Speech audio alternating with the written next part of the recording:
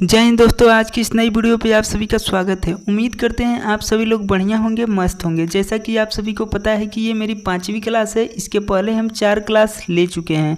अगर आप उन चारों क्लासों को नहीं देखे हैं तो डिस्क्रिप्शन में लिंक है, जाके आप वहाँ से उसे देख सकते हैं। आज की टॉपिक में हम पढ़ेंगे यूनिट 3 हिंदी काव्य के यूनिट 3 में क्या है, आदिकालीन कवि विद्यापति के बारे में पढ़ेंगे।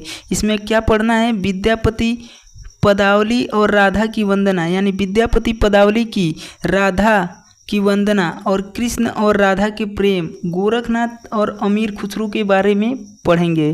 तो आइए शुरू करते हैं। सबसे पहले हम देखेंगे महाकवि विद्यापति का जीवन परिचय। महाकवि विद्यापति का आदिकालीन हिंदी साहित्य में उनका विशेष स्थान रहा है। जो आपके महाकवि विद्यापति हैं, उनका आदिकालीन हिंदी में बहुत ही महत्वपूर्ण स्थान रहा है। विद्यापति अपने पदावली के लिए विश्व विख्यात है, यानी उनके विश्व में प्रसिद्ध है अपने पदावली के लिए। विद्यापति के जन्म के विषय में विद्वानों में बहुत ही मतभेद है।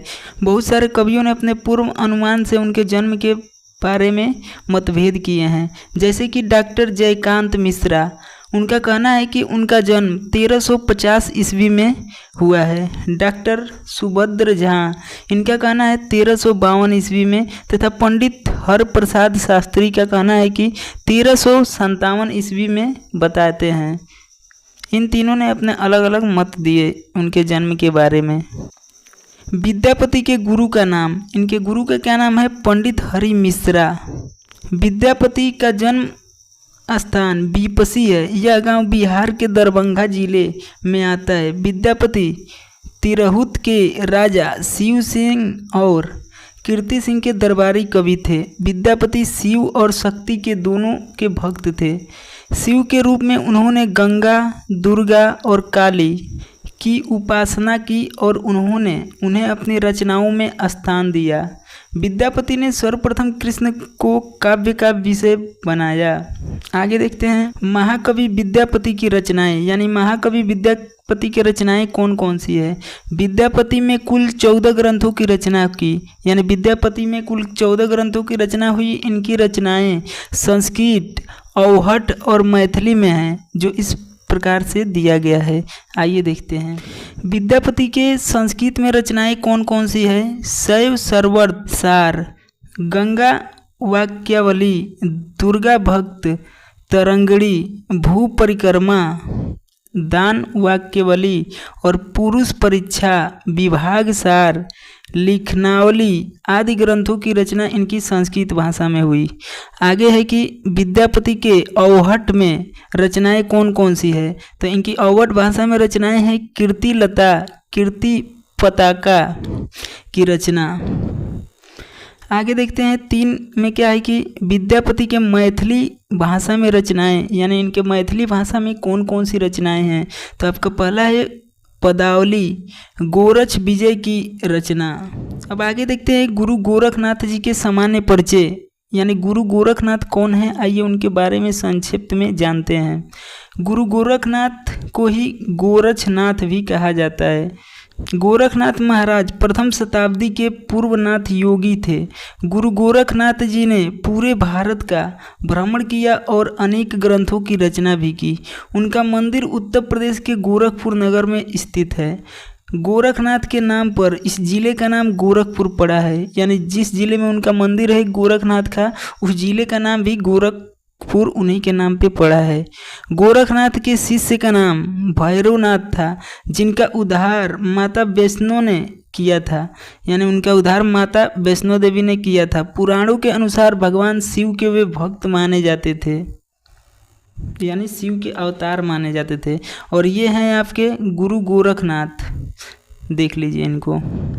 नेपाल के गोरखा लोगों का भी गोरखा नाम गुरु गोरखनाथ जी के ही नाम से ही संबंध रखता है। नेपाल में एक जिला है गोरखा, उस जिले का नाम गोरखा भी इन्हीं के नाम से पड़ा है। माना जाता है कि गुरु गोरखनाथ सबसे पहले यहीं दिखे थे।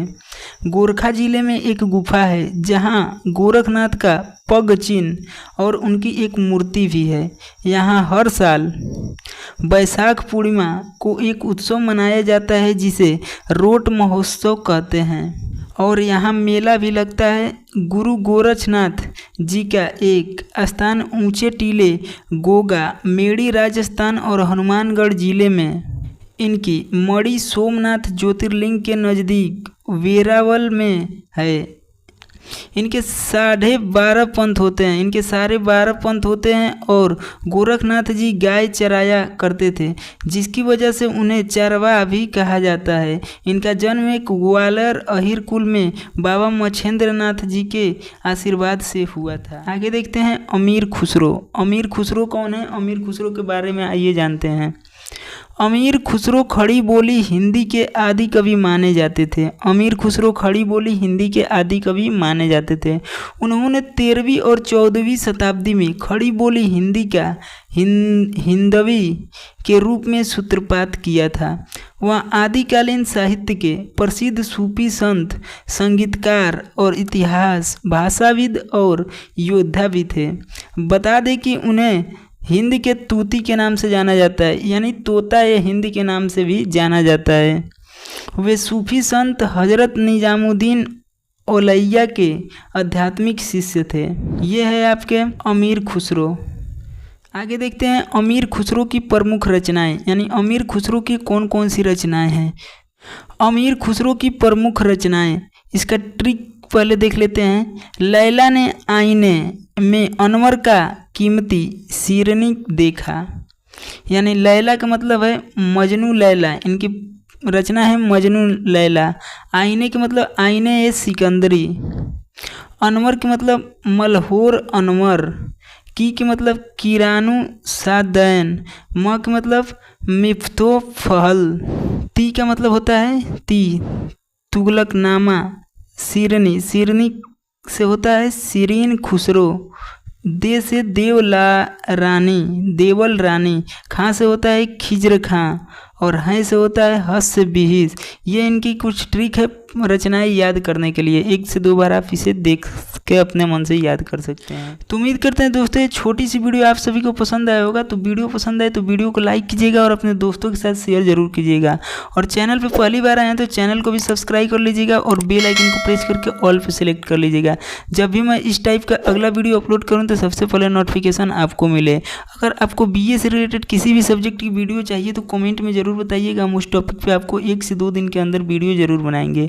तो मिलते हैं नेक्स्ट वीडियो में, तब तक के लिए जय हिंद।